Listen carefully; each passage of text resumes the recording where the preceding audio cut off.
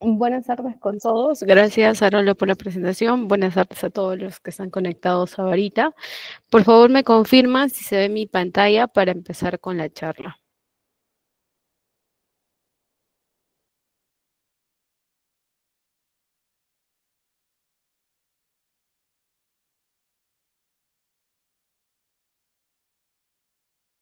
Ya, genial. Dice Fernando, si se ve, Arolo, si se observa, genial. Ya, entonces, también, si se me escucha bien, ¿verdad? Vamos a empezar el curso de hoy. Vamos a hablar sobre probióticos y prebióticos. Vamos a hablar un poco en términos generales, vamos a hablar qué son, para qué sirven, por qué son importantes, cuáles son las fuentes de origen, cómo se relacionan uno entre sí y cuál es su aplicación en la industria alimentaria. Y además de esto, la regulación, ¿no? O sea, si nosotros decidimos trabajar con probióticos o prebióticos, ¿de qué maneras se regula este tipo de alimentos? ¿Ya? Entonces, cualquier pregunta que tienen, lo pueden ir dejando en el chat. Cualquier pregunta, si sea mínima, pues lo dejan en el chat nada más, no hay ningún problema. Y vamos a ir respondiendo las preguntas uno por uno. Ya no, todas las preguntas van a ser respondidas y vamos a empezar con el tema el día de hoy.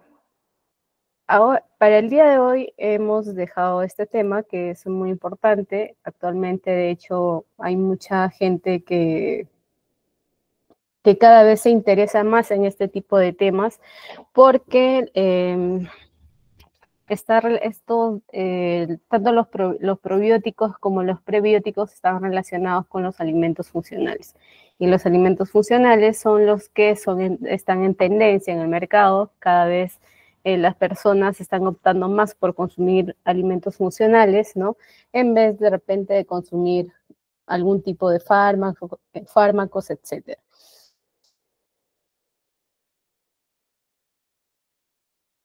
Ya, el índice para hoy vamos a ver un poquito la introducción de cada uno de ellos, vamos a ver los tipos de probióticos y prebióticos principales, sobre todo los que se utilizan en la industria alimentaria, cuáles son las fuentes de obtención, vamos a ver algo de producción y manejo de probióticos y prebióticos, de qué manera se produce, la extracción y demás. También vamos a ver producción industrial, aplicaciones de los probióticos y prebióticos y control de calidad. Ya esto va a ser lo que vamos a ver el día de hoy. Bien, cuando nosotros escuchamos, y de hecho muchas veces solemos confundir términos, muchas veces hemos escuchado probióticos y prebióticos, generalmente se asocia a alimentos o generalmente se asocia a microorganismos, ¿no? Estos dos términos hacen referencia a dos cosas totalmente diferentes, pero que están relacionadas. Cuando decimos probióticos, vamos a hablar de bacterias, de microorganismos, principalmente de cepas bacterianas, pero también por allí pueden estar algunas cepas de hongos, ¿no? Y prebióticos son compuestos solubles como fibras, por ejemplo, que están contenidos dentro de alimentos ricos en fibra, alto en fibra. ¿Y cuál es la relación que tienen estos dos? Que generalmente, pues, los prebióticos sirven de alimento para estas cepas probióticas. Ya.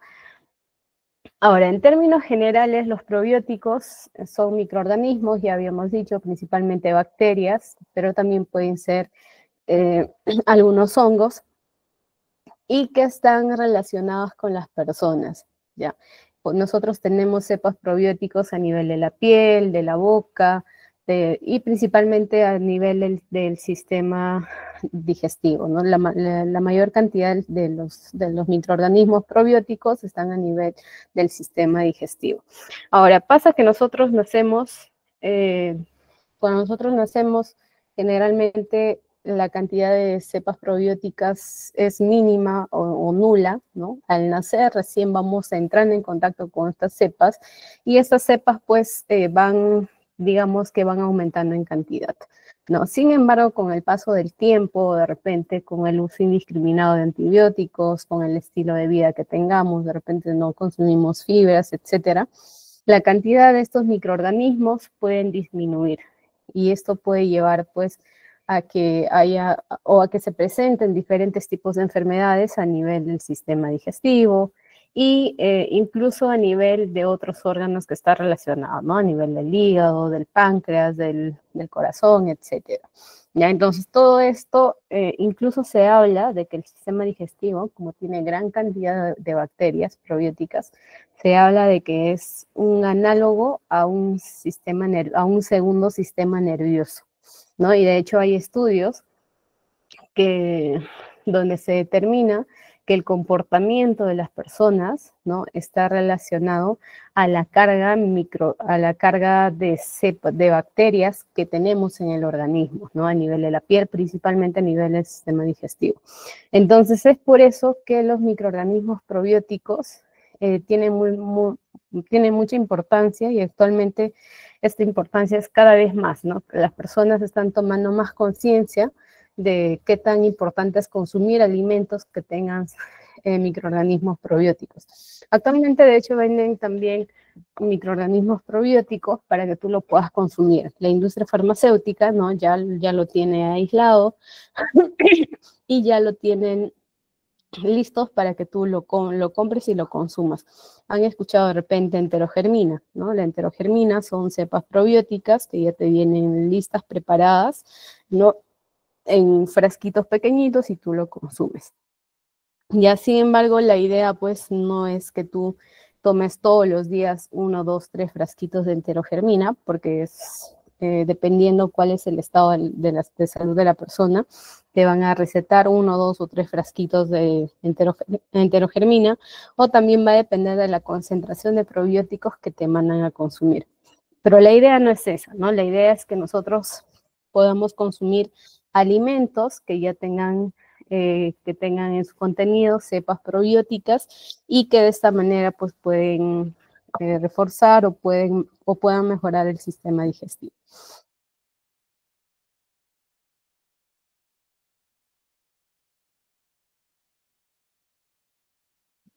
Ya.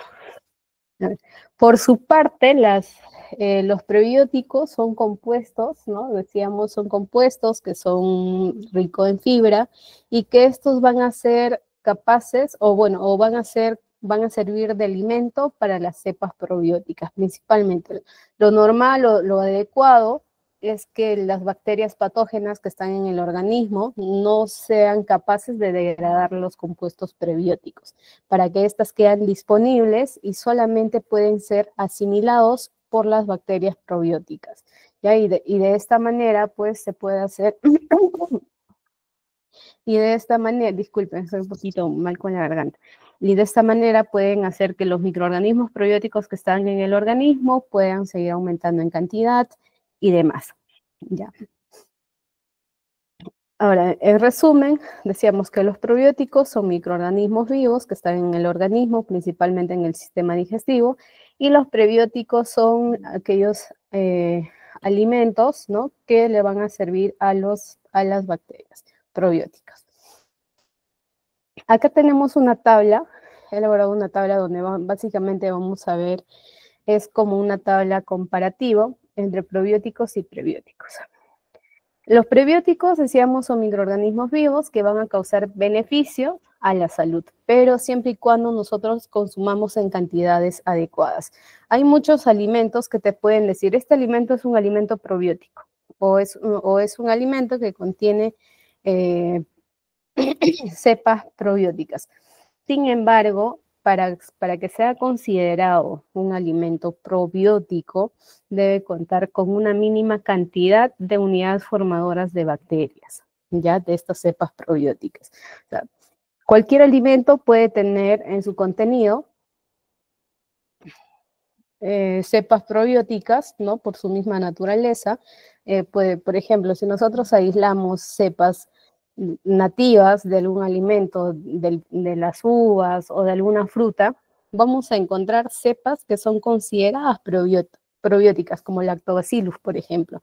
Sin embargo, yo no puedo decir, esta uvas es un alimento probiótico, porque no contiene la cantidad adecuada de estas bacterias para ser considerado un alimento probiótico. Sí es un alimento que puede o tiene cepas probióticas, pero no se considera un alimento probiótico. Ya, eso hay que diferenciarlo muy bien, porque a veces cuando vamos al mercado también o a los supermercados vemos alimentos que dicen este alimento o yogur probiótico, ¿no? Ves su contenido y la cantidad mínima y la cantidad de bacterias probióticas es mínima y a veces ni siquiera lo consideran dentro de su composición. Entonces, eso no es un alimento probiótico. Y por su parte, los prebióticos son compuestos que no se pueden digerir, ¿no? Pero sí van a servir de alimento para las bacterias probióticas que están en el intestino. Ahora, la función principal de los probióticos es trabajar a nivel del sistema digestivo, ¿no? Y ayudar a equilibrar las bacterias que están allí o que están allí. ¿Qué quiere decir? Que muchas de estas cepas probióticas van a inhibir el crecimiento de las cepas patógenas, ¿no? De hecho, cuando alguna persona tiene alguna infección gastrointestinal, está asociado a un déficit de cepas probióticas. Entonces, cuando nosotros consumimos o tenemos una cantidad adecuada de cepas probióticas, esto va a ayudar a equilibrar nuestro microbiota intestinal. Mientras que los prebióticos van a servir de alimento para estas bacterias probióticas y además van a hacer que estas bacterias probióticas aumenten en cantidad, ¿no? Y estas pues puedan regular mejor o equilibrar mejor los tipos de bacterias que hay en el organismo. Las especies más comunes de probióticos son Lactobacillus acidophilus, también está Bifidobacterium y Saccharomyces boulardii. Por su parte, los prebióticos más comunes, está la inulina, está el fructooligosacárido, más conocido como FOS, también está el galactooligosacárido, que es conocido como GOS, y el almidón resistente. Ya no es cualquier almidón, sino el almidón resistente que puede estar presente en frutas como las manzanas o el plátano verde. Las aplicaciones que se pueden dar a las cepas probióticas, por ejemplo, podemos encontrar en yogur, principalmente en alimentos fermentados, yogur, kefir, chucrut, que más adelante vamos a ver qué son, qué contiene y de qué manera podemos elaborar. De hecho, nosotros podemos elaborar estos productos en casa porque no son difíciles de elaborar y no necesitan gran cantidad de ingredientes. Los prebióticos, por su parte, se encuentran en vegetales, puede ser en ajos, en cebolla, en yacón, en camote, en avena, etc.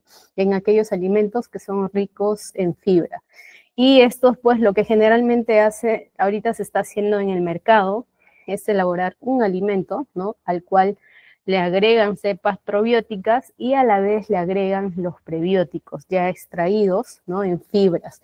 Entonces, ¿y para qué hacen esto? Porque, digamos, ¿no? Tú estás elaborando un yogur con cepas probióticas.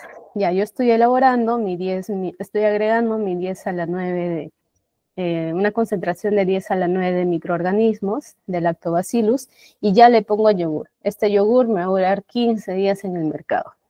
Pero ¿qué pasa en esos 15 días? Las bacterias que tú has agregado, ¿qué necesitan? Necesitan alimento. Entonces, si este yogur no tiene alimento para las bacterias, ¿qué es lo que van a pasar? Se va a morir. Entonces, en el día 0, tú tendrás 10 a la 9 unidades formadoras de colonias de lactobacillus, pero en el día 10 de repente ya no tienes 10 a la 9, de repente tienes 10 a la 4, y 10 a la 4 ya no se considera un alimento probiótico. Entonces, ¿y por qué se murió? Porque no tuvieron que comer. ¿Y qué es lo que se hace allí? Se está agregando los prebióticos para que puedan servir de alimento al organismo, ¿no? Incluso cuando nosotros ingerimos este alimento, ¿no? Para ingerir ya sea tanto los probióticos como los prebióticos y cuando llegue al intestino para que éstas tengan mayor capacidad de sobrevivir. Ahora, los requerimientos, bueno, las cepas probióticas nosotros debemos asegurarnos de consumir vivo, ¿no? Porque si ya están muertas, ya no nos sirven. Estas bacterias deben llegar vivas al organismo para poder equilibrar el sistema digestivo, ¿no? Y para poder obtener efectos positivos.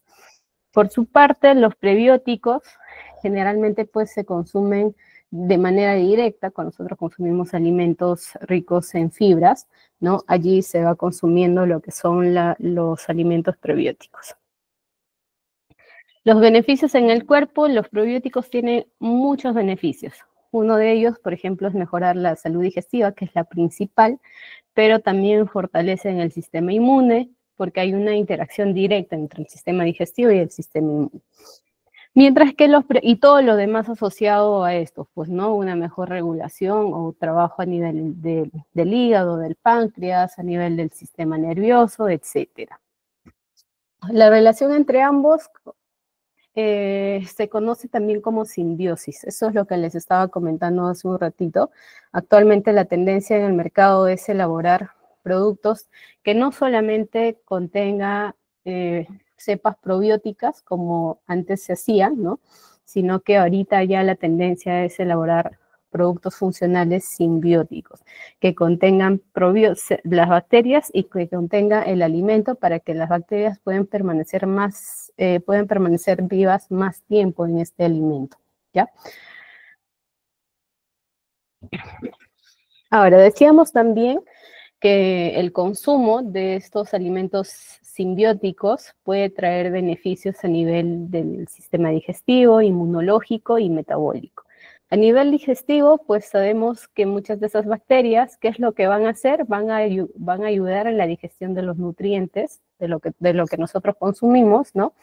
También van a ayudar a mejorar la movilidad intestinal, previenen el estreñimiento, la diarrea, también modulan el pH intestinal, reducen el crecimiento de bacterias patógenas, etc. Ahora, esto de acá es un punto muy importante, donde dice ayudan a la digestión de nutrientes. Muchos de los alimentos que nosotros consumimos, no solamente es digerido por los ácidos que están en el estómago, sino que muchos son digeridos por enzimas y otro grupo son digeridos por bacterias. Ya de hecho, cuando nosotros consumimos alimento a nivel de la boca ya se está dando la digestión por las enzimas amilasa, lipasa, etc. Principalmente amilasa. Y a nivel del estómago ya se degrada un poco más los alimentos. Sin embargo, hay compuestos, hay sustancias que no se va a poder degradar de forma adecuada por los jugos gástricos, etc.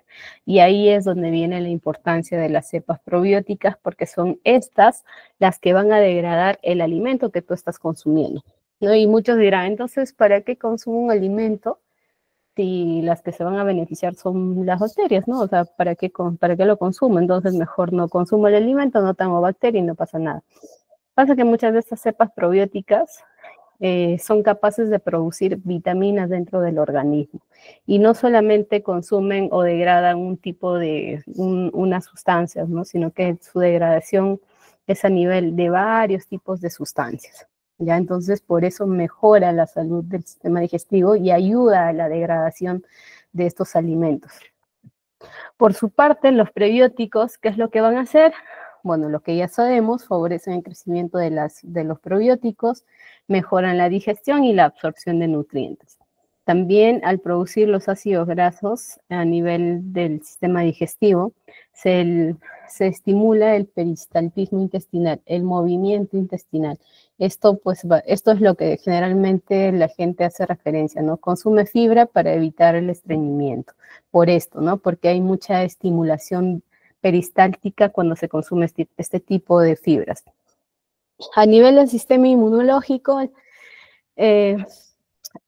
las cepas probióticas, ¿qué es lo que hacen? También son capaces de producir compuestos antimicrobianos que van a ser capaces de inhibir el crecimiento de las bacterias patógenas. También mejoran la barrera intestinal, evitando pues que haya más ingreso de bacterias patógenas. Esto es lo que hacen las cepas probióticas a nivel del sistema inmunológico. Mientras que los prebióticos promueven la producción de los ácidos grasos, que ya decíamos que son los que estimulan el movimiento a nivel del intestino, también tienen propiedades antiinflamatorias y son capaces de activar las células inmunitarias a nivel del sistema digestivo. Otro beneficio es al nivel metabólico.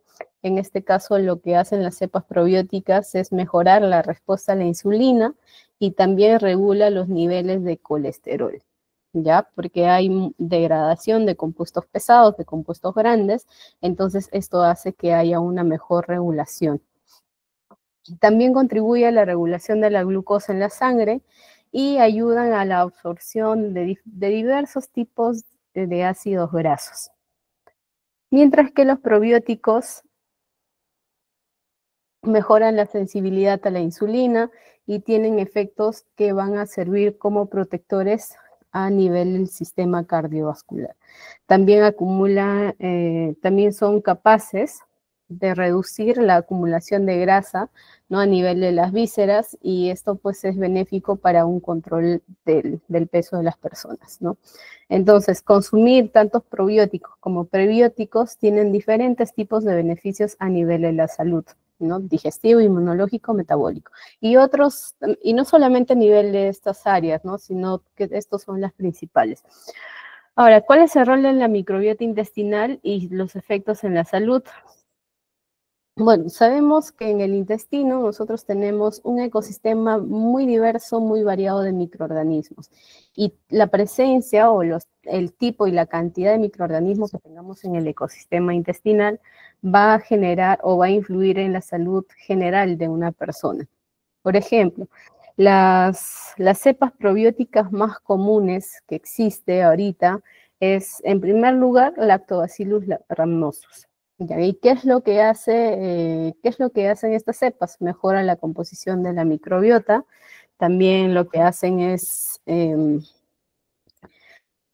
restablecen el equilibrio intestinal, digamos, después de haber sufrido alguna infección con alguna bacteria patógena, ¿no? Y ellos lo que hacen es regular, controlar los tipos de microorganismos que van a estar porque son capaces de producir compuestos antimicrobianos, ¿no? Estos compuestos antimicrobianos son sustancias que son capaces de matar o de impedir el crecimiento de ciertas bacterias y de ciertas bacterias no. Entonces, esto es lo que hace el Lactobacillus rhamnosus, por ejemplo. Y beneficios a nivel de salud, pues reduce la duración de infecciones como las diarreas, generalmente en niños. Ahora, otra cepa probiótica es Bifidobacterius animalis. Lo que hace esta bacteria es generalmente aumentar la cantidad de este grupo bacteriano en el intestino grueso y también reduce la presencia de microorganismos patógenos. Por lo tanto, el beneficio que genera en la salud es mejorar el tránsito intestinal y evitar así o disminuir el estreñimiento. ¿Y qué es lo que pasaría, no? ¿Qué es lo que pasaría si una persona tendría un déficit en Bifidobacterium animalis? ¿Cuál es la función de esta bacteria a nivel del sistema digestivo? Mejorar el tránsito intestinal y disminuir el estreñimiento. Y digamos, si una persona tiene un déficit de estas bacterias, ¿qué es lo que va a pasar? Probablemente esa persona sufra de estreñimiento. Entonces, eso es lo que pasa cuando en nuestro organismo falta o ha disminuido algún tipo de cepa probiótica. Entonces, ¿qué es lo que hacen los médicos? Ya te recetan para que consumas Bifidobacterium animalis. ¿No? Así funcionan los probióticos. Otra cepa probiótica, Saccharomyces boulardii. Estas cepas lo que hacen es se adhieren a la pared intestinal y van a impedir el paso de microorganismos patógenos al sistema digestivo, a la torrente sanguínea. Entonces, aquí, por ejemplo, una de estas cepas que generalmente hace este tipo de infecciones es Clostridium difficile, ¿no? Si nosotros tenemos una alta concentración de cepas probióticas Saccharomyces boulardii en el organismo, es muy probable que aunque consumimos algún alimento que contenga Clostridium difficile, de repente no suframos la infección porque tenemos un microorganismo que va a impedir la patogenicidad de Clostridium. Pero si nosotros tenemos un déficit o ausencia de esta cepa probiótica, es muy probable que suframos la infección. Otra cepa probiótica muy conocida es Lactobacillus acidophilus. Estas cepas probióticas lo que hacen es reducir el ácido láctico y crean un ambiente, estas cepas producen ácido láctico y crean un ambiente ácido. Entonces, este ambiente ácido también es una especie de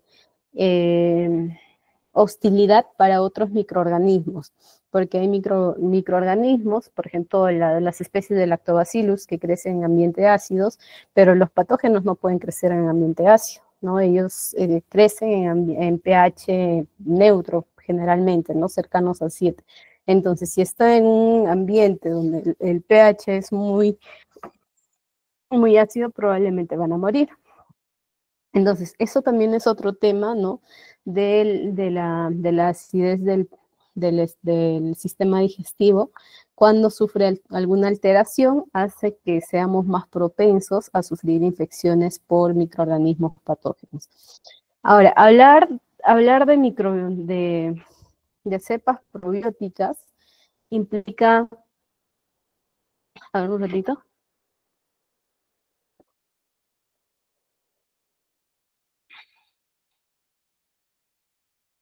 Acá tenemos una pregunta de Alejandro Portillo, dice. Antes de pasar a la siguiente diapositiva, vamos a responder esto.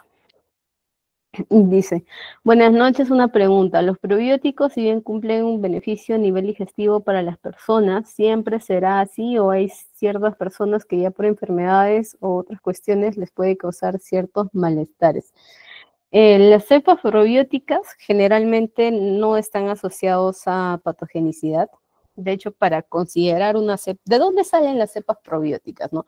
Bueno, nosotros sabemos que estas cepas probióticas están en el intestino. Entonces, pero si yo tengo un déficit y digamos, no puedo consumir un yogur que tenga cepas probióticas y necesariamente me dicen, ¿sabes qué? Vas a tomar esta receta con probióticos. ¿De dónde salen esos probióticos? Esos probióticos son aislados de las heces de personas sanas a las cuales se han hecho unas evaluaciones y ellas han demostrado que su sistema digestivo contiene una carga adecuada de cepas probióticas, ¿no? Entonces, ¿qué es lo que han hecho? Aislar las bacterias de las heces de estas personas y estas bacterias han pasado por muchas pruebas de estabilidad, pruebas de resistencia a la acidez, a pH ácido, pruebas de resistencia a antibióticos, y una de esas pruebas es, de hecho, pasar esto lo que nos pregunta aquí Alejandro, ¿no? Estas cepas que son consideradas probióticas no deben causar enfermedades, ¿ya? Entonces, no van a causar enfermedades las cepas probióticas, a menos que de repente sea una especie que haya sufrido alguna alteración, ¿no? Etcétera, ¿ya? Pero de por sí estas cepas pasan por diferentes tipos de pruebas que no tendría por qué causar la enfermedad en la persona.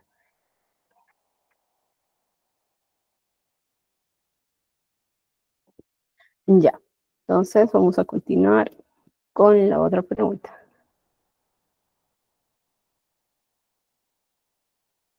Ya, nosotros estábamos hablando de cepas probióticas.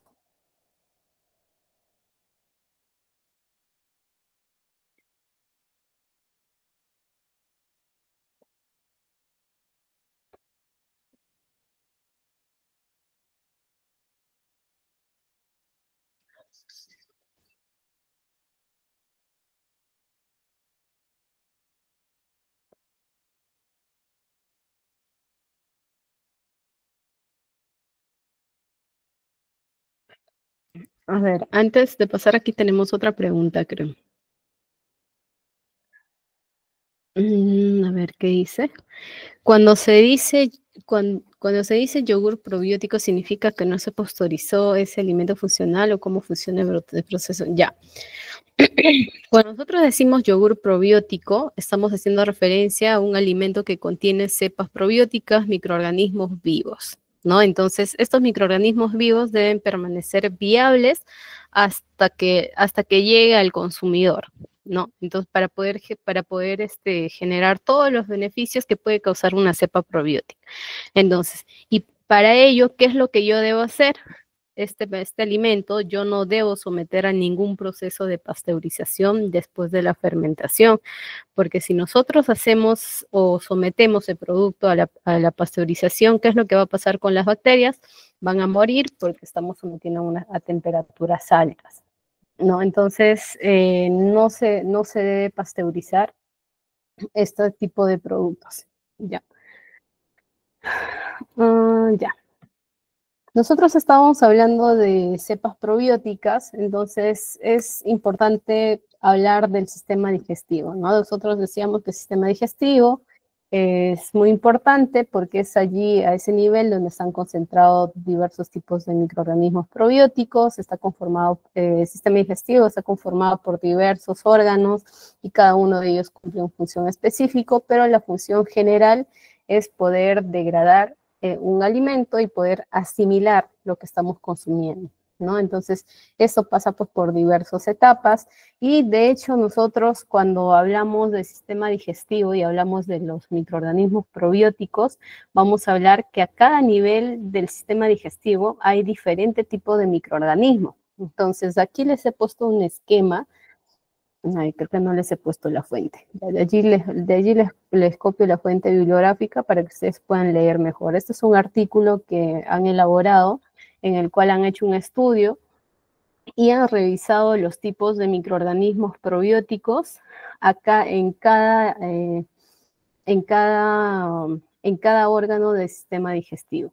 Por ejemplo, a nivel del estómago generalmente se encuentran lactobacillus. A nivel del duodeno, del yeyuno, generalmente está Enterococcus y está lactobacillus. A nivel del ilion y del colon están gran cantidad de cepas probióticas. Está Enterobacterias, está Enterococcus, están los bacteroides, Bifidobacterium, Eubacterium, Cryptococcus, Clostridia, Lactobacillus, etc. Ya.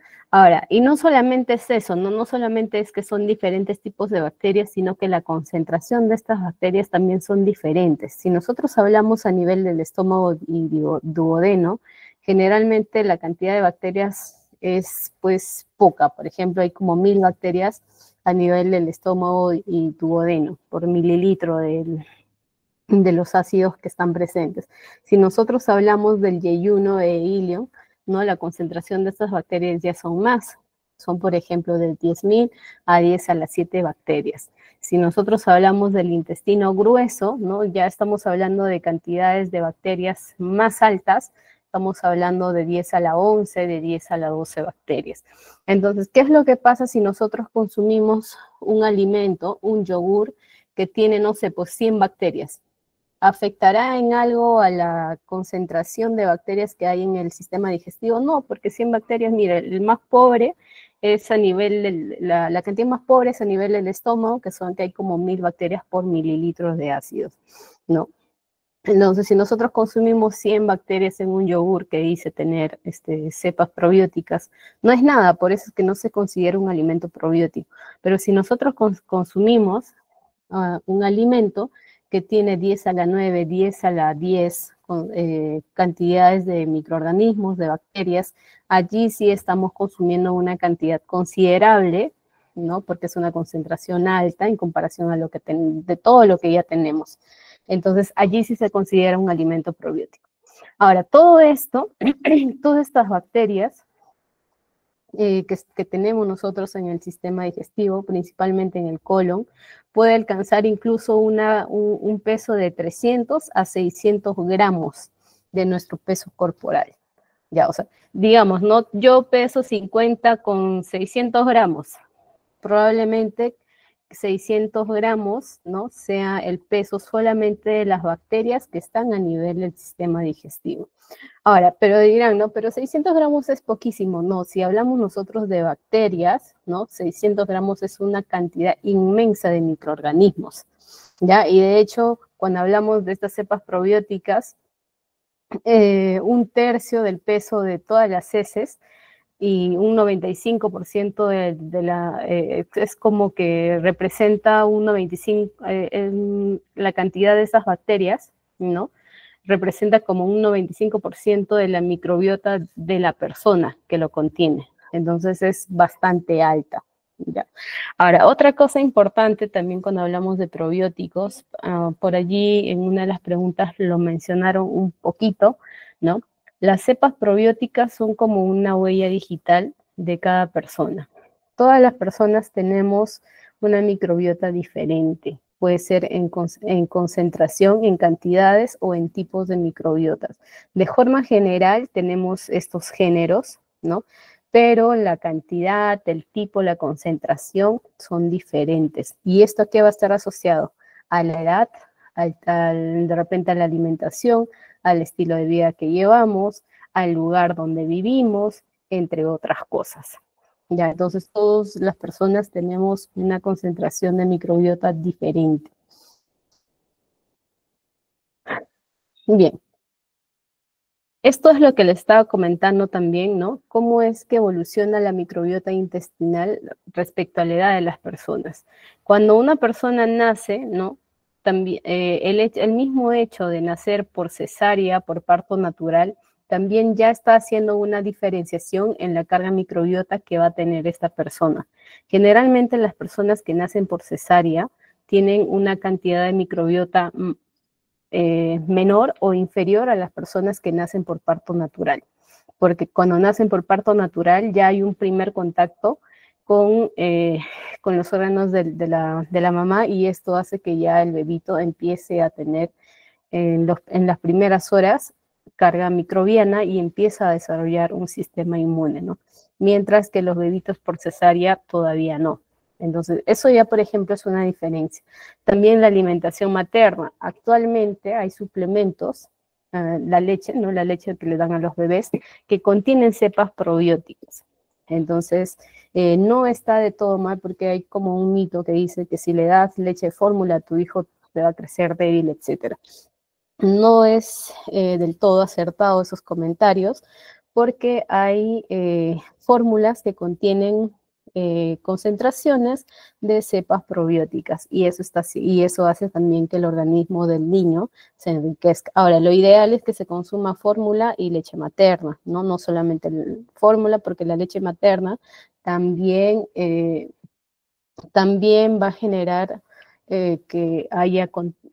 que haya un enriquecimiento de cepas probióticas del bebé, porque la mamá le está pasando las cepas probióticas. Otro factor que está relacionado es la genética, el sexo, la edad. Generalmente en los viejitos hay un déficit en las cepas probióticas. ¿Ya?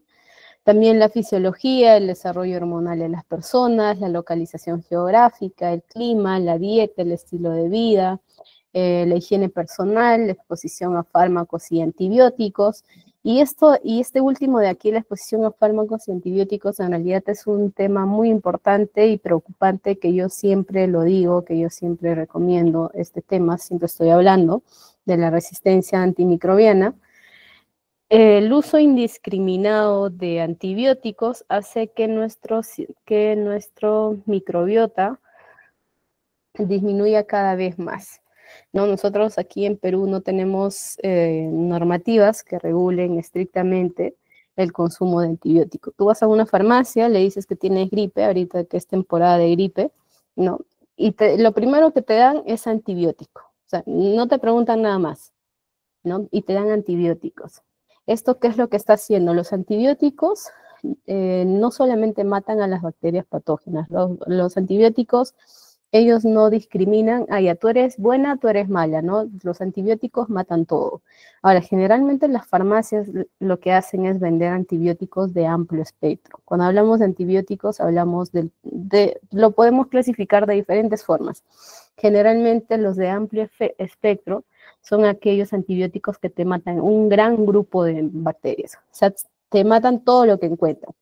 Y los de espectro reducido, estos son los que matan un grupo específico de microorganismos, de bacterias.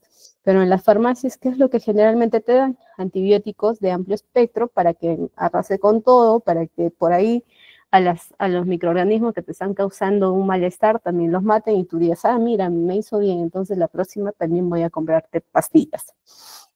¿No? Pero este es uno de los principales problemas de la de la disminución de probióticos a nivel gastrointestinal, la exposición a fármacos y antibióticos. De hecho, lo correcto es que nosotros cuando consumimos antibióticos, recetado obviamente, ¿quién te va a recetar? Tu amigo, el farmacéutico, no un médico. Solamente un médico puede recetar antibióticos.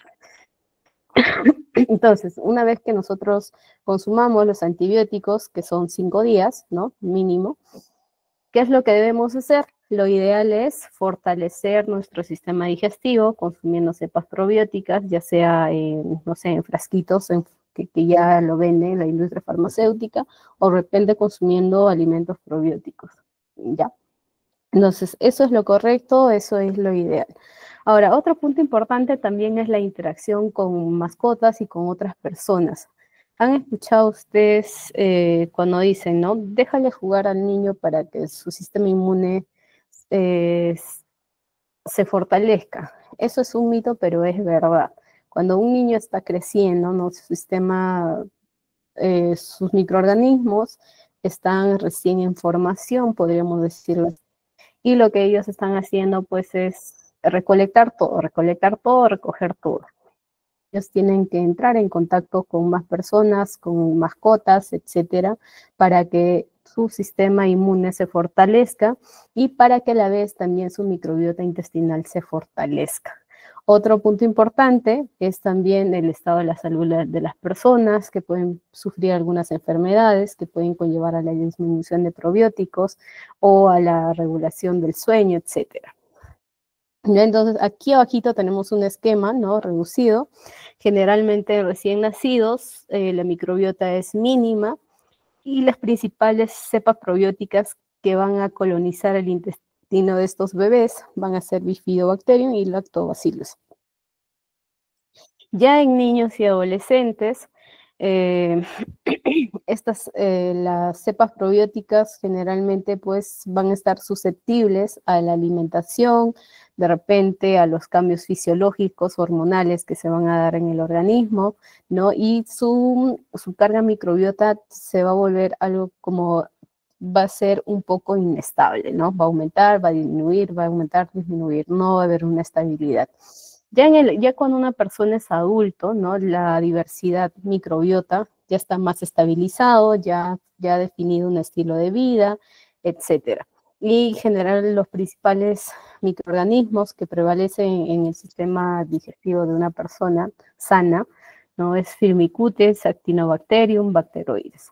Y ya en las personas, en los ancianitos, en las personas mayores, digamos que estas cepas probióticas disminuyen, van a decaer, por lo que pues, generalmente se va a recomendar que estas personas pues consuman estos probióticos.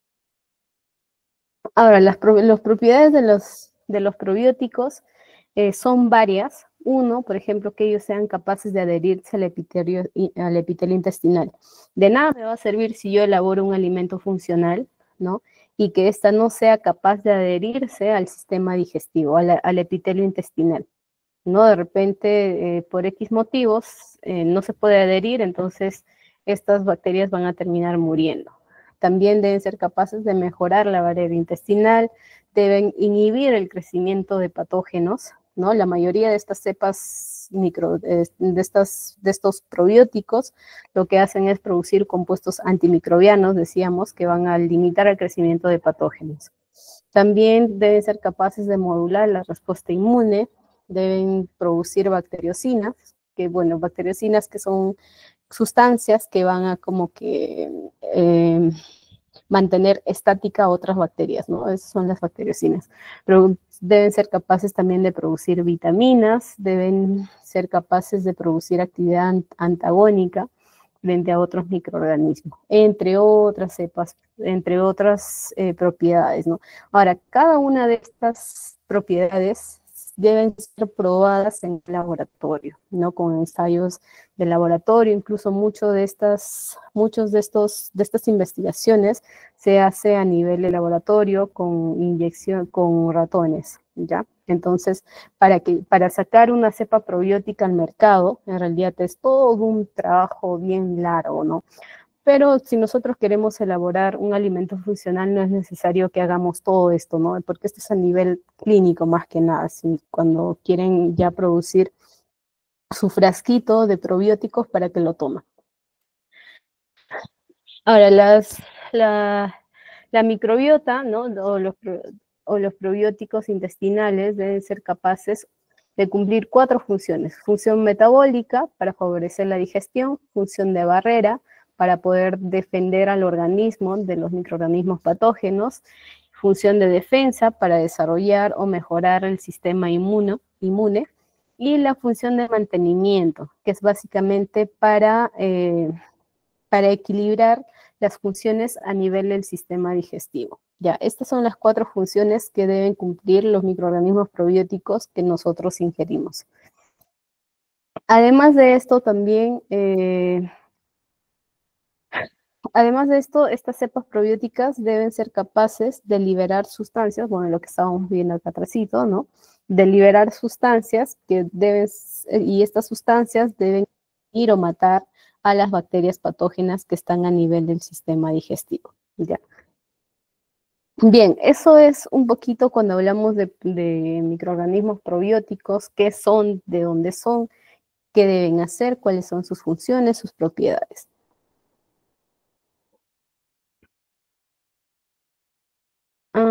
Ya, ¿dónde estábamos?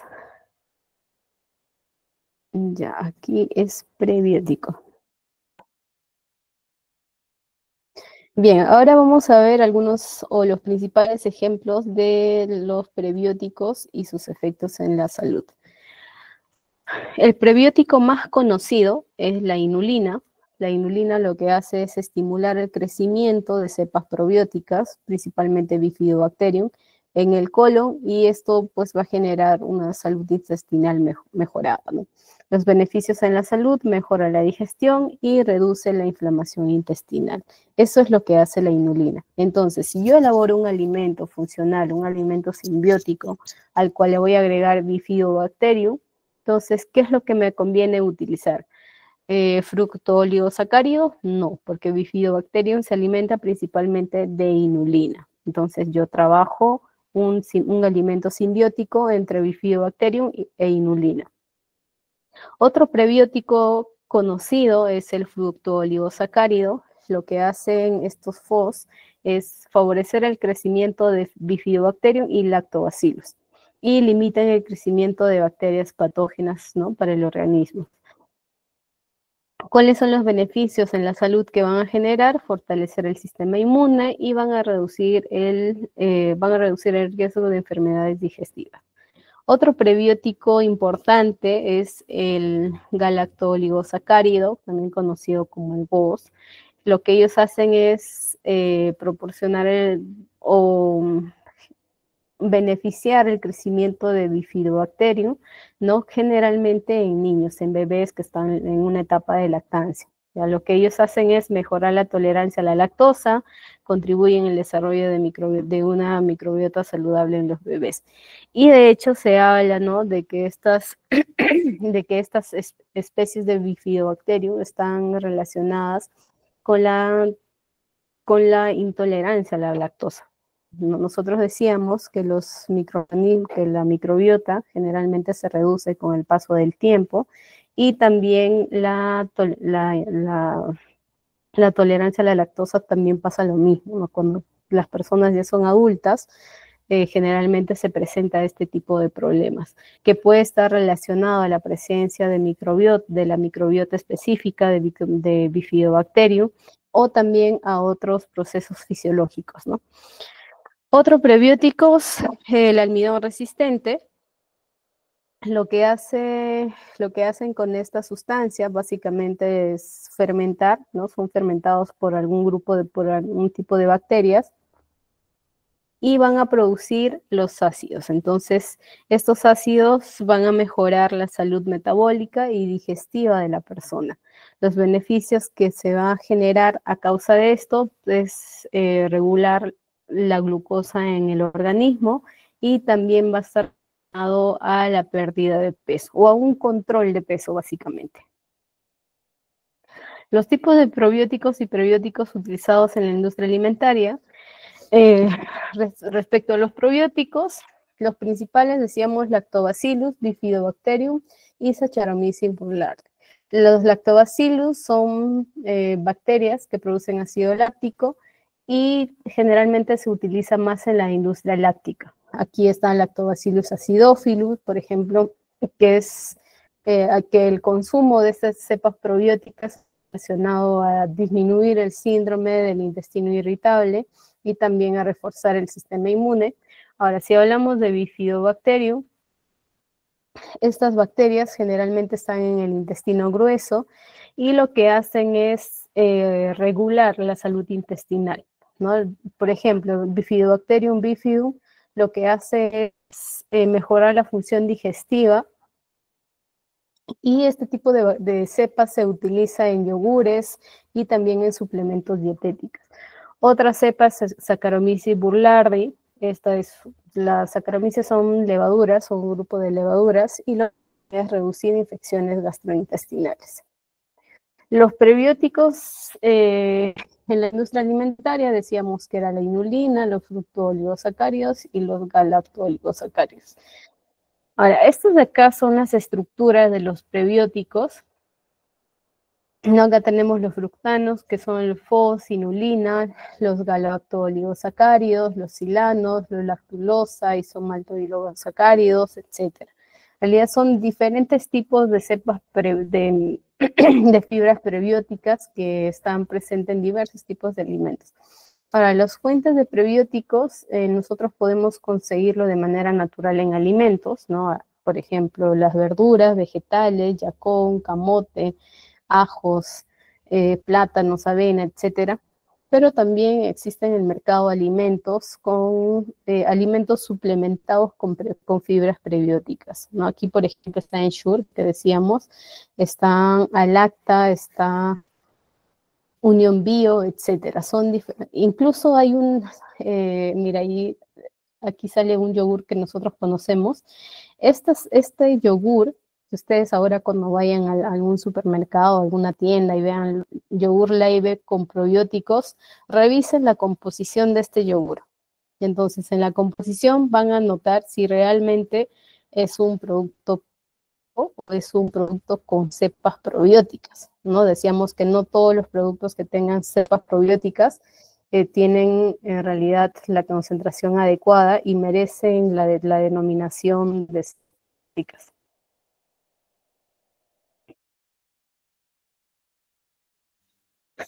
Ya.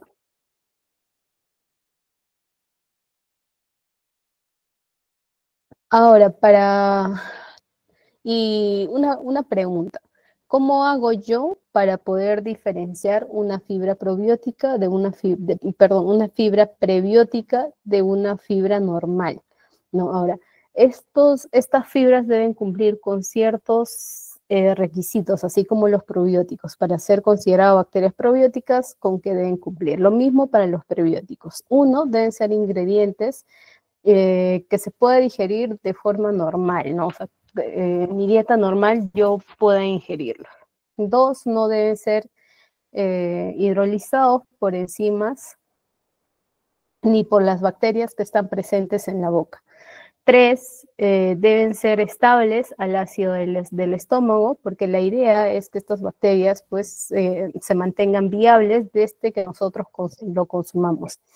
4, no deben absorberse ni hidrolizarse a nivel del intestino delgado. 5, deben llegar intactos al colon donde son selectivamente fermentados, ¿no? Entonces, todos estos requisitos deben cumplir una fibra para ser considerado prebiótico. Porque si yo consumo una fibra, no todas las fibras son prebióticas, no.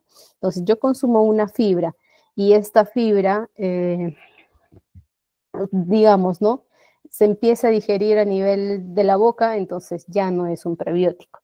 Yo consumo una fibra y esto no se absorbe a nivel del sistema, se degrada a nivel del estómago, entonces ya no es una cepa, ya no es un prebiótico.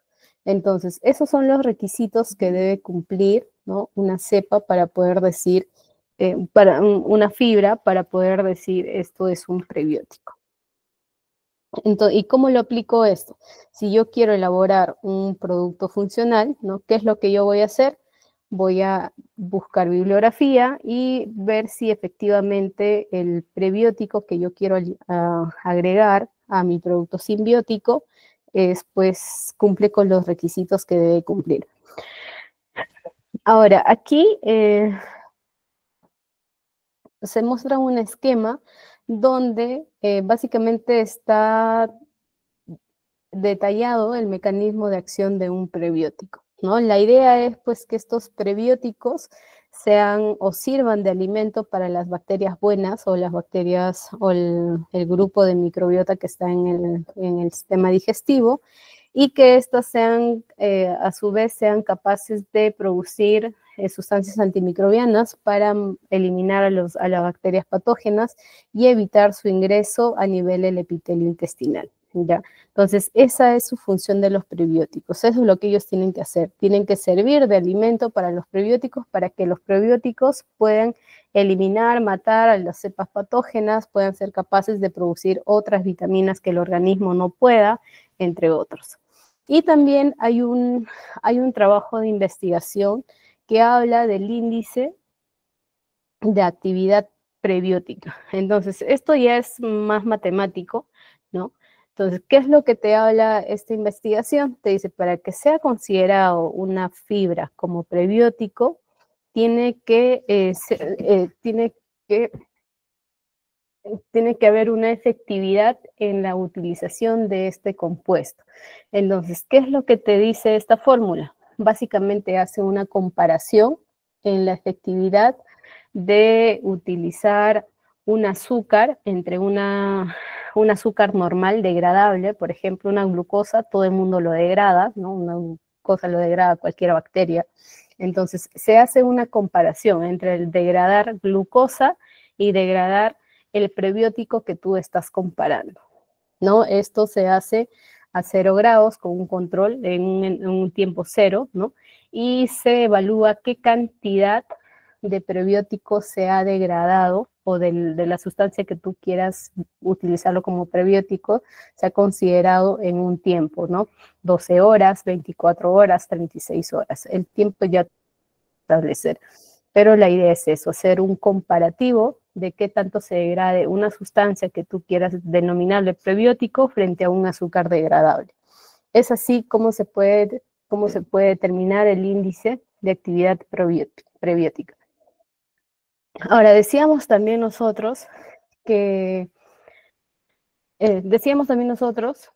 lo ideal no solamente es utilizar probióticos o agregar probióticos a un alimento, sino que lo ideal es hacer una combinación entre los probióticos y los prebióticos. Entonces, a esta combinación se les denomina generalmente aquí se forma el término de simbiótico, que es básicamente un efecto sinérgico que se va a generar cuando yo mezclo un probiótico con un prebiótico. Ahora, en el mercado ya hay alimentos simbióticos. Aquí les he puesto, por ejemplo, a detalle un yogur de la marca Activia, Danone. Este es un yogur simbiótico que básicamente va a combinar probióticos con fibras prebióticas naturales. Entonces, la idea es de que al consumir este yogur se genere un equilibrio a nivel del sistema digestivo, se mejore el sistema intestinal, etc.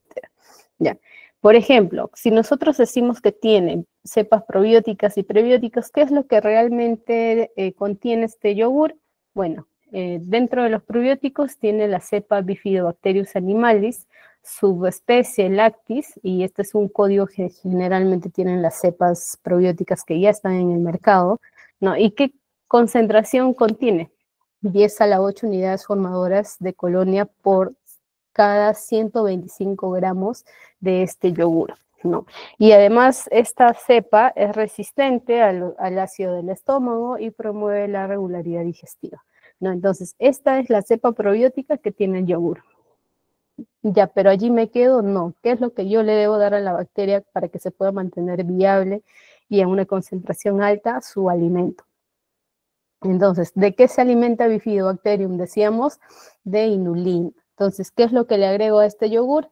Le agrego de 2 a 3 gramos de inulina por porción, o sea, por cada 125 gramos, ¿no? Y de esta manera, ¿qué es lo que estoy haciendo? Estoy agregando la bacteria, además de todo lo que pueda contener el yogur, ¿no? Etcétera, independientemente de todo lo que pueda tener. Yo le voy a agregar Bifidobacterium, 10 a la 8 unidades formadoras de colonia, y le voy a agregar su alimento, que es la inulina. Con esto me estoy asegurando que todas las bacterias probióticas que yo le he agregado al yogur se van a mantener viables. ¿Ya? Y esto es un yogur, por ejemplo, que ya está en el mercado. Entonces, nosotros podríamos seguir este ejemplo para poder elaborar algún tipo de, otro alimento funcional, ¿no? Que sepa agregar cuánto y cuál es su fibra del cual se alimenta esta bacteria.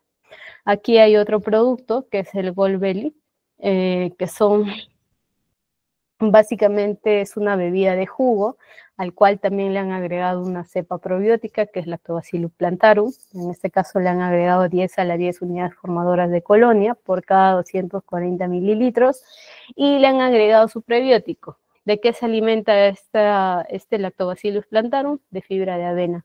Entonces, ¿qué es lo que hago? Le agrego 4 gramos de fibra de avena por porción y ya tengo un alimento simbiótico. ¿Ven? Entonces, de esta manera ustedes también pueden elaborar alimentos simbióticos y se están asegurando de que los probióticos puedan ser capaces de sobrevivir desde el tiempo de elaboración hasta el consumo. Bien, otro punto, fuentes de obtención de probióticos y prebióticos.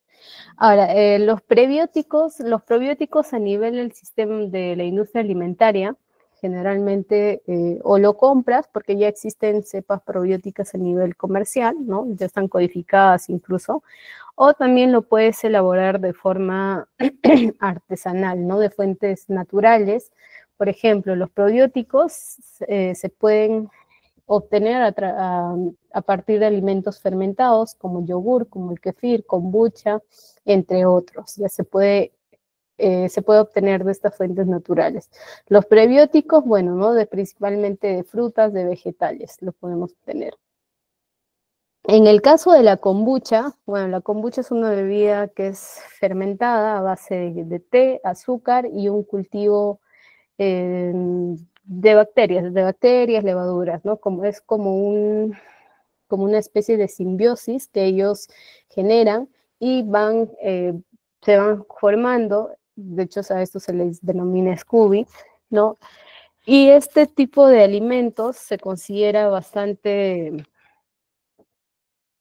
funcional por la concentración de microorganismos y también por los nutrientes que se generan, ¿no? Los ácidos grasos, los ácidos orgánicos, las vitaminas, etcétera. ¿Y qué necesito yo para elaborar mi kombucha? Básicamente té, que puede ser té verde o té negro, necesito azúcar y necesito SCOBY, que es cultivo de bacterias y levaduras, pero también se puede elaborar de forma natural, ¿no? Se puede aislar o se puede hacer crecer este SCOBY a partir de la misma fruta, del mismo, de repente, del mismo vegetal, de la misma fruta que yo quiero elaborar algún fermentado. El proceso de elaboración, lo primero que tengo que hacer es preparar el té, ¿no? Se hierve agua y lo que hago es poner el té verde o el té negro, el que yo quiero utilizar. Luego añadir azúcar y luego de esto voy a pasar a la etapa de fermentación, en el cual añado el SCOBY, ¿no? Dejo toda la mezcla fermentar de 7 a 30 días. El SCOBY también hay comercial, ¿no? Yo lo puedo elaborar de repente de forma artesanal, pero cuando yo lo elaboro de forma artesanal, no solamente van a crecer las bacterias probióticas, sino que también van a crecer otras bacterias que son contaminantes. Entonces aquí puede generar que haya producción de otros compuestos, entre otras cosas, ¿no? Entonces lo ideal es poder conseguirlo de forma industrial, o a menos que ya tengas, no sé, tengas demasiada práctica y ya conoces bastante el proceso y lo puedes hacer de forma artesanal. Una vez que ya lo he fermentado de 7 a 30 días, ya se hace la filtración, básicamente se filtra, ¿no? Todo tu fermentado y lo embotellas. Entonces, y esto lo consumes, se mantiene en refrigeración y lo que estás haciendo básicamente es consumir, ¿no? Una bebida funcional con bacterias probióticas. Ahora, los principales probióticos que están asociados a este tipo de fermentados son Lactobacillus, Acetobacter y levaduras Saccharomyces. ¿Ya? ¿Y qué nutrientes voy a poder yo conseguir en este tipo de productos, en la kombucha? No solamente voy a consumir los probióticos, sino también todas aquellas sustancias que se han producido como subproductos o productos de reacciones fisiológicas que se han dado en tiempo de 30 a 7 días de fermentado. Ahí puede estar vitamina B, antioxidantes provenientes del té, que normalmente si nosotros lo consumimos directo no lo vamos a poder aprovechar porque no tenemos la capacidad de hacer esas conversiones, pero en la kombucha sí.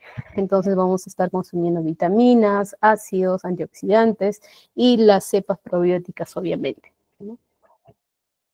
Otro fermentado es el chucrut, que básicamente es un fermentado de col, que también es conocido como repollo, con sal, y en este caso también trabajan las bacterias, ¿no? ¿Qué es lo que necesito? Col y sal, básicamente eso, ¿no? Sal de 2 a 3%, según la cantidad de col que yo voy a utilizar. Entonces, ¿cómo elaboro esto? Primero corto la col en tiras finitas, como si voy a preparar una ensalada, se mezcla con sal. Luego de esto vamos a pasar al proceso de fermentación, que básicamente es para liberar todo el contenido nutricional de la col. Vamos a realizar un prensado para liberar estos jugos y luego de esto vamos a dejar fermentar de 1 a 4 semanas. Pues esa fermentación, dependiendo la variedad de la col, puede demorar 2 semanas, 3 semanas, 4 semanas, ¿no? Entonces lo que hago es tapar el frasco donde voy a fermentar y llevarlo a un lugar fresco y oscuro. Luego de esto, en la fermentación, generalmente lo que se va a hacer es un aumento de la acidez de este producto por la presencia de las bacterias acidolácticas, porque en este tipo de fermentado generalmente está presente Lactobacillus plantarum, Leuconostoc, mesenteroides, etc. Y una pregunta, ¿pero por qué hay fermentación aquí si solamente estás agregando col y sal? En cambio, aquí en la kombucha agregabas té, azúcar y agregabas el SCOBY, que básicamente es una mezcla de microorganismos, pero en este caso no hay esa mezcla de microorganismos. ¿Cómo es que se da este proceso de fermentado?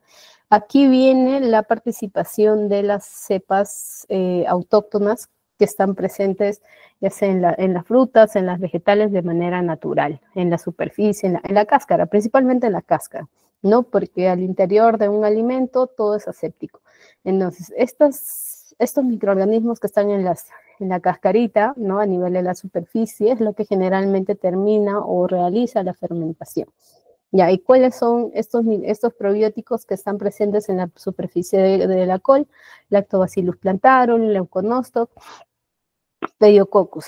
Entonces, ¿será correcto que yo diga, consume col porque es un producto probiótico? ¿Será correcto? No. La col puede tener cepas probióticas, pero la col no es un alimento probiótico.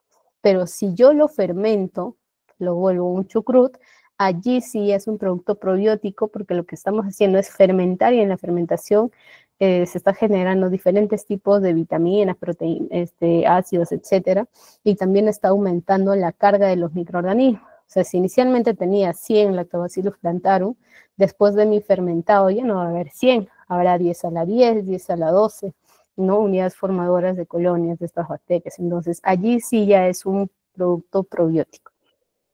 ¿Cuáles son los componentes resultantes de este tipo de fermentado? Ácido láctico, enzimas digestivas, bacterias probióticas.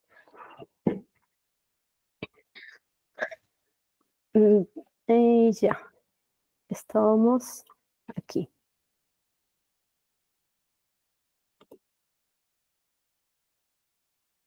Ya.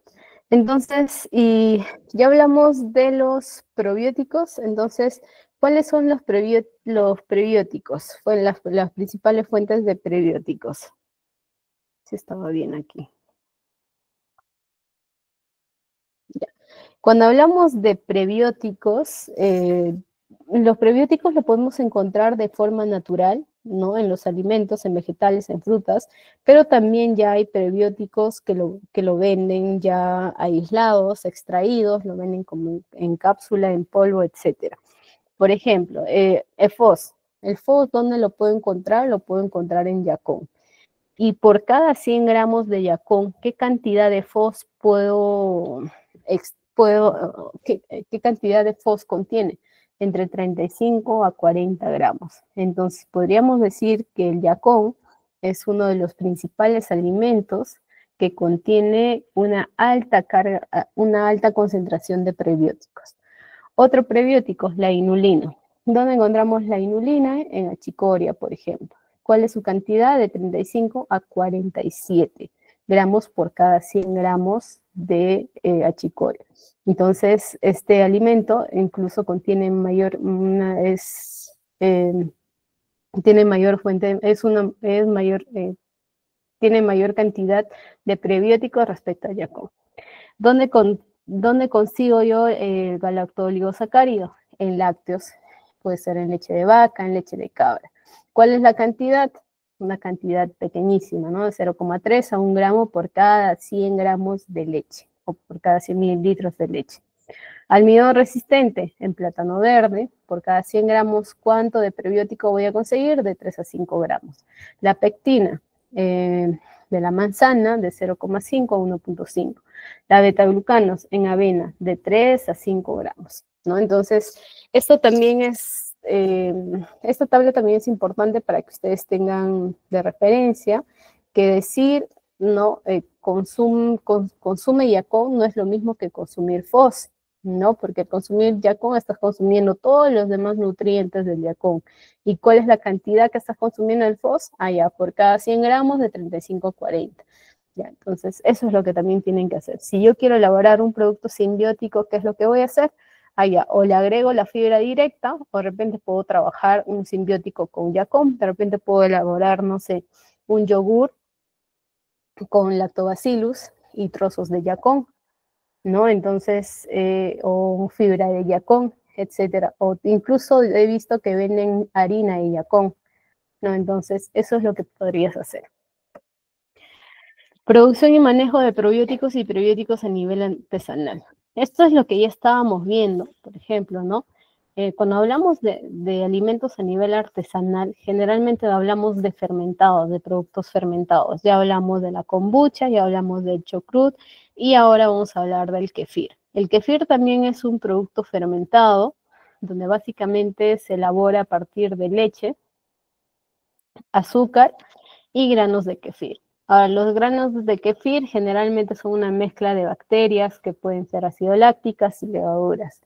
Ahora, ¿qué es lo que yo hago, no? Para elaborar esto. Añado los granos de kefir a un recipiente limpio que debe contener la leche. Ya luego añado el agua azucarada y la relación debe ser de una cucharada de granos por 250 mililitros de líquido. Luego la fermentación, esto lo voy a desarrollar de 20 a 25 grados, de 24 a 48 horas. ¿Y qué es lo que van a hacer los microorganismos? Van a empezar a fermentar el azúcar, van a generar subproductos como ácido láctico, ácido acético, alcohol, etc. Ya luego de eso, ¿qué es luego de la fermentación? ¿Qué es lo que voy a hacer? Voy a recuperar los granos de kefir que yo he utilizado para volver a reutilizarlos. Luego de eso voy a colar y voy a hacer la separación, que la bebida lo puedo consumir o lo puedo guardar en refrigeración. Y también lo puedo embotellar, pero si yo lo embotello, este producto no lo voy a tener 2, 3, 4 semanas, ¿no? Sino que generalmente son consumos continuos que puede ser de 1 o 2 días después. Lo puedo consumir después, sí, pero ya no vas a obtener todos los beneficios que te va a brindar este producto. Ahora, también otra forma de producción y manejo de probióticos es cuando, ¿dónde está? Allá, es cuando nosotros incorporamos prebióticos a alimentos. De hecho, hay muchas personas que ya hacen este tipo de prácticas. Por ejemplo, elaboran pan artesanal, pero le añaden, ¿qué cosa? Le añaden inulina a la harina antes de que hagan el proceso de amasado, ¿no? Entonces, este pan ya no va a ser un pan común, sino que va a ser un pan con fibra prebiótica, ¿no? Que va a contener inulina, que va a contener fósforo. Los beneficios, pues, que van a mejorar, uno, que mejoran la textura del pan, ¿no? Mejoran el sabor del pan, pero a la vez va a regular el sistema digestivo, que es lo que se espera en realidad cuando nosotros consumimos un alimento con probióticos, con prebióticos o con los dos, ¿no? También hay galletas que estoy elaborando añadiendo fósforo y inulina, lo mismo, no se va a generar los mismos beneficios. Hay jugos caseros en el cual también le añaden prebióticos como inulina, betaglucanos de avena, etc. También productos fermentados, ¿no? Incluso a estos productos fermentados que nosotros hablábamos, kefir, kombucha, ¿no? Incluso se puede añadir los prebióticos para que estos productos nos dure más tiempo y también para que estos productos, para que los beneficios que obtengamos de estos productos sean mayores, ¿no? Porque nosotros sabemos ya que el kefir o el kombucha ya tienen cepas probióticas, pero lo consumir en pocos días porque si no las cepas se mueren, ¿no? Pero ¿qué pasa si yo le añado fos? Entonces, probablemente este producto me va a durar más tiempo en el mercado, me va a durar más tiempo para poder consumirlo yo. Ahora, como estamos hablando nosotros cuando decimos microorganismos probióticos, estamos hablando de bacterias, entonces esto requiere en realidad un estricto control de higiene para evitar que haya contaminación, para evitar que las cepas probióticas se mueran, etcétera, ¿no? Entonces, y también tener un adecuado plan de conservación. Estas cepas generalmente se deben mantener o los alimentos simbióticos deben mantenerse refrigerados. Ahora, para producir a nivel industrial, ya sea los microorganismos probióticos o las fibras prebióticas, ¿no? Deben cumplir diferentes requisitos. Cuando hablamos, por ejemplo, de los probióticos específicamente, ¿no? Si nosotros queremos cultivar y producir a gran escala, ¿qué es lo que debemos hacer? Debemos pasar por todo un proceso controlado desde que yo selecciono mis cepas hasta que yo hago mi cultivo, purificación y empaquetado, ¿no? Porque el objetivo de este cultivo y producción es básicamente obtener cantidades muy grandes de estas cepas que sean viables y que deben conservar su eficacia deben conservar su eficacia en todo lo que dure la vida útil del producto. Entonces, si yo, por ejemplo, en la selección de cepas, ¿no? Voy a escoger un Lactobacillus acidophilus o un Bifidobacterius lacticus, ¿qué es lo que debo verificar en ellos? Que deben ser estables, que deben ser capaces de sobrevivir al sistema digestivo, ¿no? Para que puedan cumplir todos sus beneficios que ellos tienen. Y esto es aquí al costadito les puse un esquema. Aquí lo que hacen es someter a estas cepas a una simulación de ambientes ácidos. Entonces a la cepa le ponen en un ambiente ácido de pH, con un pH 2, con un pH 3.5, 5, 6, 7, etc. Entonces, y se simula las condiciones del sistema digestivo. Luego de lo que someten a estas condiciones ácidas, toman la muestra y hacen un sembrado, ¿no? Para ver si estas bacterias están viables o ya se han muerto. Si no crecen, ya no se descarta este tipo de cepas, yo no trabajo con estas. Pero si después de verlas sometidas a un ambiente ácido, estas cepas siguen creciendo, ya, esta es la cepa ideal, con esta cepa voy a trabajar yo. Ahora, el proceso, una vez que yo ya escogí mis cepas, ya hice mi prueba para verificar si estas cepas resisten al ambiente ácido del sistema digestivo, ya puedo pasar yo a producir estas cepas en bioreactores, ya en cantidades grandes, ¿no?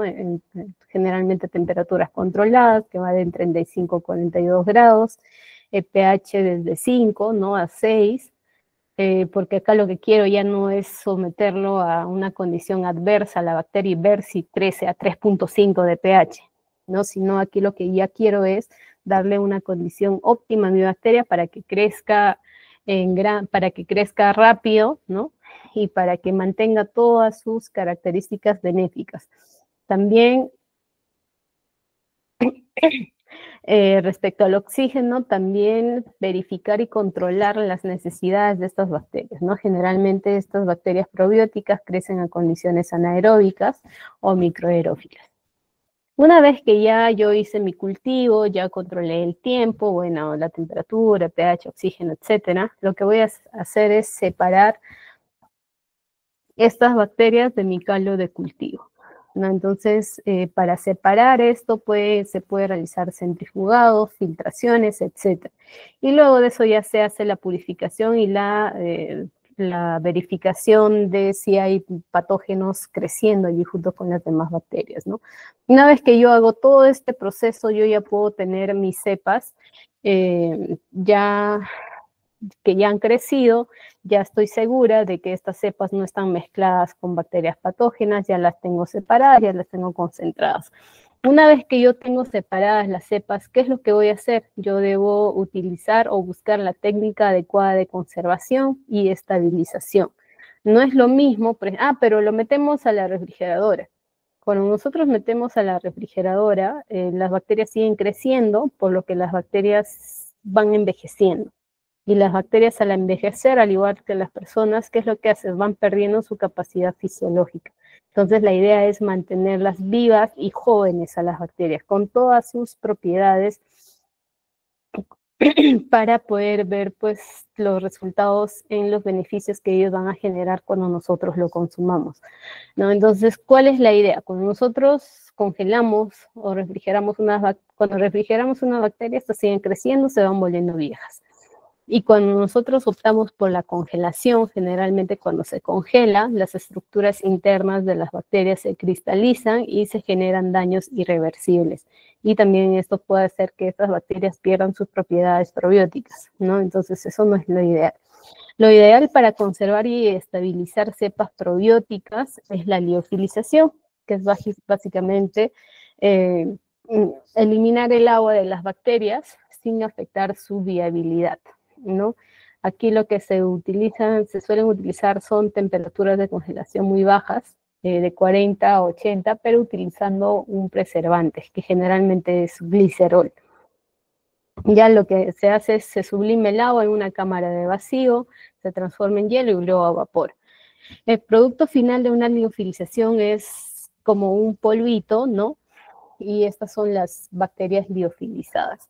Pero si yo tengo estas bacterias ya liofilizadas, sirven, estas bacterias crecen, están vivas. Estas bacterias liofilizadas se reactivan cuando nosotros le agregamos agua, ¿no? Pero solo agua, cualquier agua de caño, no. Tiene que ser un medio líquido controlado, ¿no? Que generalmente puede ser un medio de cultivo de reactivación básico que tenga carbohidratos para que la bacteria pueda reactivarse, pueda alimentarse y pueda empezar a actuar. ¿Ya? Entonces no es que se necesiten muchas cosas, ¿no? Y la viabilidad de estas bacterias después de ser liofilizadas es bastante alta. Entonces, otra técnica es secado por atomización, que también es muy buena, ¿no? Pero el detalle es que esta técnica es un poquito cara. Y otro punto también es la microencapsulación, en el cual las bacterias van a ser protegidas por la cápsula, ¿no? Generalmente es de origen alimentario, así que no va a haber ningún problema si nosotros lo consumamos. Pero de estas tres, lo más económico y lo más usado es la liofilización. Para el caso de la producción de fibras prebióticas, en este caso lo que se hace es básicamente extraer la fibra del alimento, de la fruta o del vegetal. ¿no? Por ejemplo, en la extracción lo que se hacen es estas fibras prebióticas del vegetal, digamos, ¿no? Se extrae mediante tratamientos mecánicos o tratamientos enzimáticos. ¿Ya?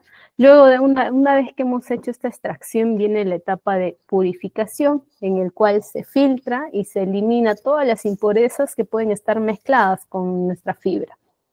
Luego de eso, se puede llegar a hacer una modificación opcional, ¿no? Para ver de repente la estructura y la composición de la fibra, pero esto no es necesario, ya eso sí, esto es opcional.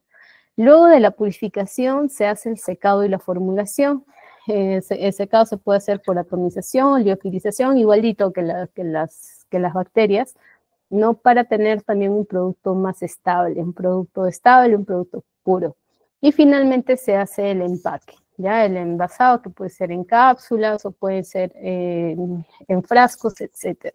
Y de hecho, si ustedes buscan prebióticos, ¿no? Así buscan prebióticos, en un montón de prebióticos en cápsulas, en polvito, ¿no? Para que tú puedas tomar una dosis adecuada.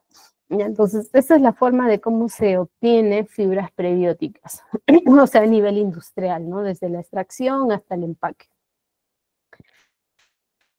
Aplicaciones de probióticos y prebióticos en productos alimentarios.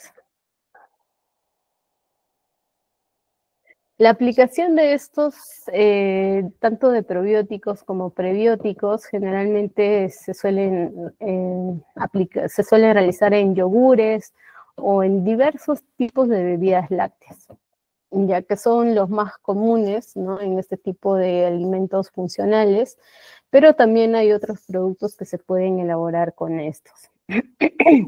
Por ejemplo, esto es un yogur probiótico con inulina, ¿no? O sea, el yogur contiene cepas probióticas y a la vez contiene inulina, algo así como estábamos viendo al inicio, ¿no?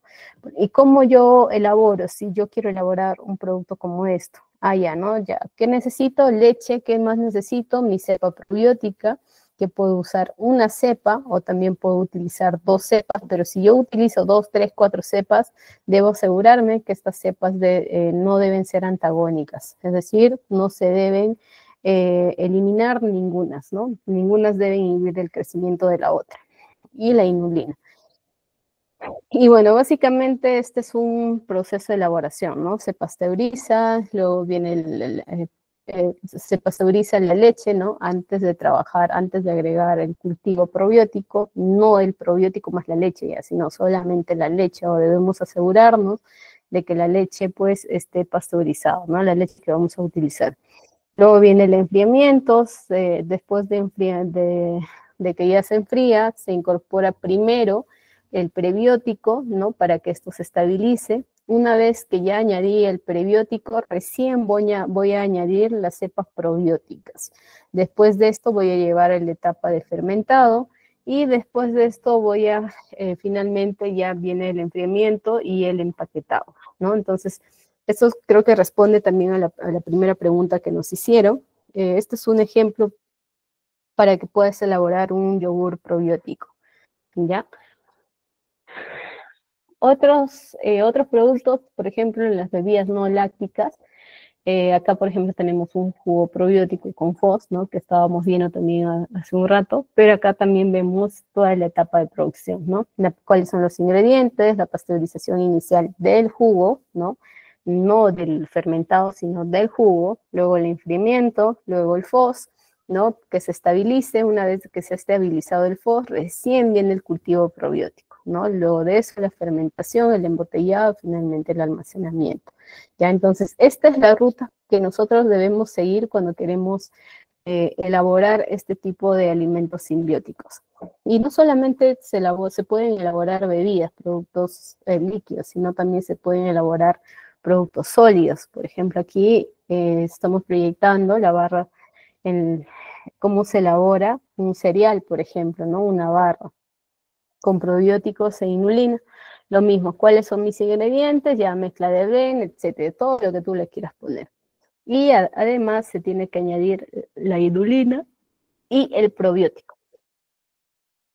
Luego de eso se hace la mezcla, se hace la incorporación de la inulina, se hace la formación de las barras, ¿no? Que pues da la forma, la incorporación de los probióticos encapsulados, el secado y finalmente empaque y almacenamiento.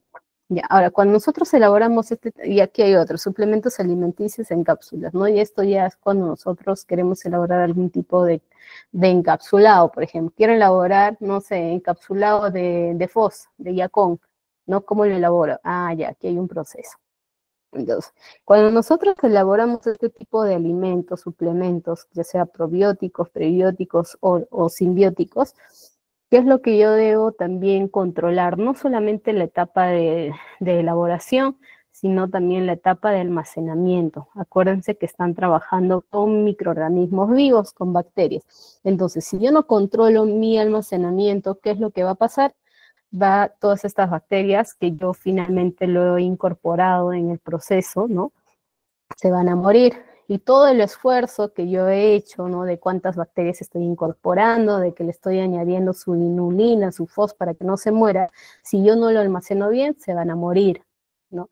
Si yo de repente no lo guardo a temperatura de refrigeración, no sé, lo llevo a la selva, por allá, por Tingo María, por Pucallpa y lo dejo allí a temperatura ambiente, probablemente estas bacterias se mueran, o se mueren o aceleran su crecimiento y aceleran su envejecimiento de las bacterias, por lo tanto ya no va a servir, ¿no? O se me mueren simplemente. Entonces es muy importante cuando se elabora este tipo de alimentos, la temperatura de almacenamiento y también el aviso en el envase, ¿no? Almacenar a tanta temperatura. ¿Y cómo se hace el control de calidad en la producción de estos alimentos funcionales? Decíamos nosotros que al trabajar con microorganismos vivos, con cepas vivas, la evaluación de esto es muy riguroso. Ahora, nosotros debemos asegurarnos, debemos asegurar que ese alimento, las cepas que están en ese alimento sean viables y tengan una concentración adecuada. ¿Y cómo voy a hacer esa cuantificación? Yo puedo manejar diferentes tipos de métodos. Lo más simple, lo más barato, lo más fácil son métodos de evaluación cuantitativas. Si yo hago una cuantificación de unidades formadoras de colonia, ¿qué es lo que voy a hacer? Estas bacterias lo voy a sembrar, ¿no? En placas con medios de cultivo durante 24 a 48 horas a temperatura de 37 a 40. Pasado ese tiempo, ¿qué es lo que voy a hacer? Conteo directo, ¿no? Voy a contar cuántas bacterias están en esa placa y con eso voy a ver si la concentración es adecuada para un alimento funcional. ¿Solamente puedo hacer eso? No, hay otras técnicas que son más sofisticadas, pero también son más caras. Por ejemplo, está el ensayo de fluorescencia y microscopía, donde básicamente son técnicas de tinción, de fluorescencia, y lo que hacen es distinguir cuántas células vivas están en un determinado lugar, espacio, y cuáles son las células muertas. Entonces, las células que están vivas generalmente se pintan de verdecito y las que están muertas se pintan de rojo. Entonces, cuando yo miro la muestra, ¿qué es lo que voy a hacer? Básicamente un conteo, ¿no? de las células que están pintadas en verde. Y allí voy a ver cuántas de mis cepas probióticas que yo he añadido, ¿no? Están vivas, o de repente me salen puras células muertas, puras rojitas, ¿no? Esto también es una técnica. Otra técnica es el PCR, ¿no? En tiempo real, que básicamente es para contar el ADN de las bacterias probióticas. Y eso también nos sirve para poder ver si las cepas probióticas que hemos añadido a nuestro alimento funcional están libres, están puras o de repente están contaminadas con otras células. Porque si yo hago un conteo aquí, yo voy a contar todas las bacterias, de repente estoy contando las probióticas, pero también puedo estar contando aerobias, ¿no? Que son bacterias de ambiente, yo no las puedo diferenciar, yo solamente veo cuántas bacterias están, pero igualito en fluorescencia, puedo ver quiénes están vivas, quiénes están muertas. De repente las rojitas son las probióticas y las verdes son las aerobias, ¿no? Entonces, pero cuando yo hago un PCR, ¿qué es lo que voy a ver? El ADN. Entonces allí me va a salir, mira, esta es una aerobia, ¿no? O de repente, mira, este es un lactobacillus. Entonces allí me va a salir. Y otra técnica es la citometría de flujo, donde básicamente también se evalúa la viabilidad celular al pasar de una suspensión de células marcadas con fluorescencia por láser. Entonces, lo que yo voy a ver acá también, ¿no? Mis muestras se van a teñir con colorantes que me van a mostrar las células viables y yo voy a ver, ¿no? Cuántas células muertas están, cuántas células vivas están. Ya, entonces, esa es la forma que yo voy a poder, o esos son los métodos que yo puedo utilizar para evaluar la viabilidad y la concentración de las células probióticas que yo estoy usando en un producto funcional. Y respecto a estos resultados, de acuerdo a estos resultados, recién voy a poder decir yo, ya, este es un producto probiótico o esto es un producto que tiene cepas probióticas, que es diferente, ¿no? Ya para terminar, vamos a ver las normativas, ¿no? Acerca de probióticos. No hay una normativa así muy específica. En Argentina, por ejemplo, no he visto que hay normativas que te dicen, si tú vas a utilizar una cepa probiótica, ya, esta cepa probiótica debe cumplir con esto, con esto, con esto, con esto, con esto, con esto. O sea, muy, muy específico, muy puntual, incluso también las cantidades, las propiedades que debe cumplir una cepa probiótica, etc. Sin embargo, pues aquí a nivel de Perú no tenemos una normativa así que te hable específicamente de probióticos. Hay una norma sanitaria que es el Decreto Supremo, la 00798, donde básicamente se incluyen requisitos para la inclusión de probióticos en alimentos funcionales. Y solamente te establece algunos lineamientos generales, ¿no? Por ejemplo, declaración de propiedad, te dice las declaraciones de la salud deben estar respaldadas científicamente de la cepa que estás usando, especificar la cepa, o sea, decir quién es, ¿no? ¿Cuál es el nombre de la cepa? Y los alimentos que yo venda, que digo, ¿no? Que este producto es un alimento probiótico, debe tener registro sanitario. Esto es todo respecto a la cepa, a la normativa probiótico que hay en Perú. Ahora, a nivel internacional, si revisamos el códex, ¿no? En códex alimentarios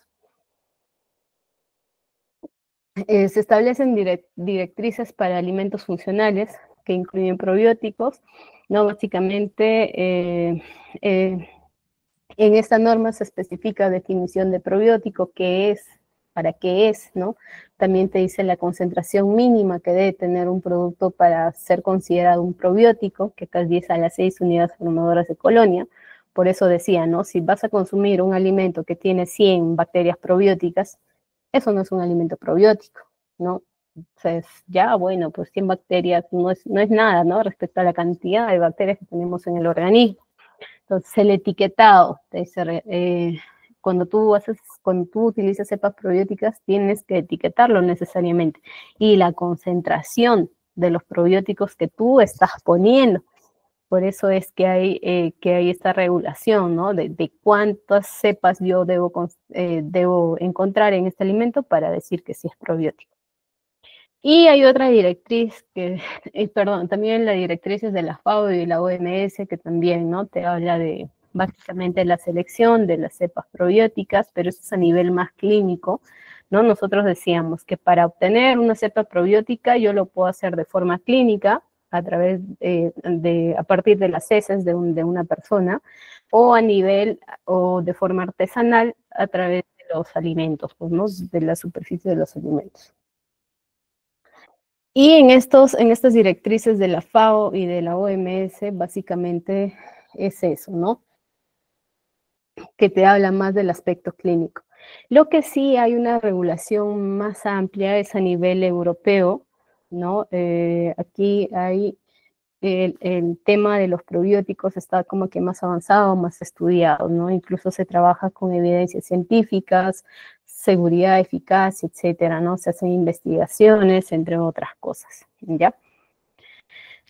Bien, chicos, eso sería todo.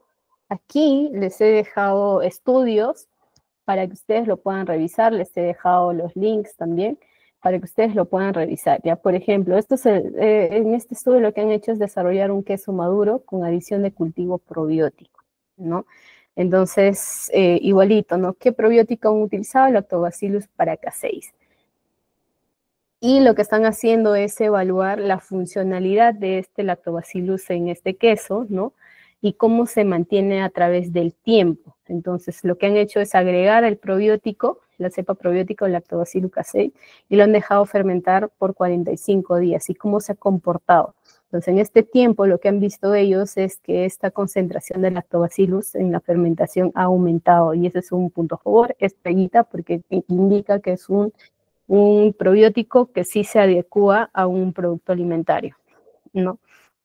Incluso aquí se muestra cómo se comporta este lactobacillus respecto a la acidez del queso, y aquí se muestran gráficas de cuál ha sido la aceptación de este queso con probiótico, ¿ya? Porque normalmente lo que hacen pues es no sé, lo que aquí han hecho es agregar probiótico a un queso que normalmente se vendía sin probiótico, con lo que tengas la carga mínima, ¿no? De forma natural.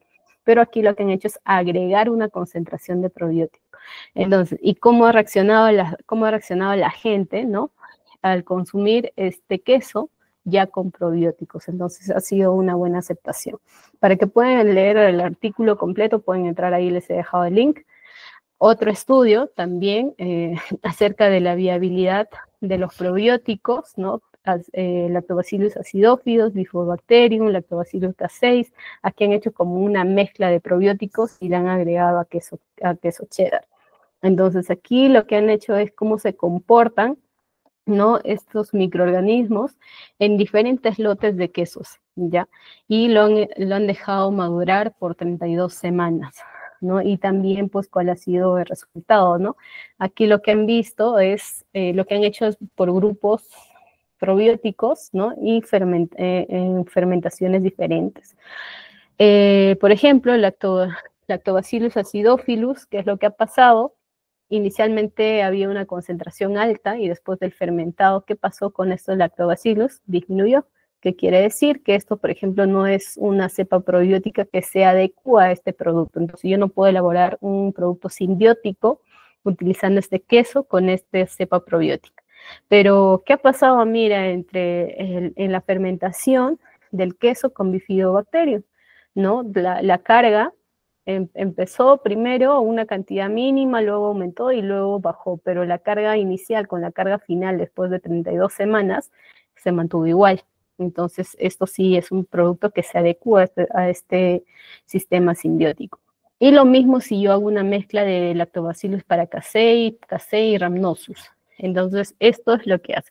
Ahora, los que están B94, BB2, esos son los códigos de las cepas que son comerciales. Aquí también les he dejado el link para que ustedes puedan revisar la bibliografía. Esta es otra investigación que han hecho también en queso, ¿no? En queso cheddar. Generalmente hacen en este tipo de productos porque es un ambiente relativamente hostil para ver cómo se comportan los probióticos. Si se comportan bien en este tipo de alimentos, es como que un indicio que se va a comportar bien también en otro producto funcional que yo quiero elaborar, ¿no? También cómo se ha comportado Lactobacillus acidophilus casei paracasei respecto a la degradación de algunas proteínas y la producción de ácidos orgánicos.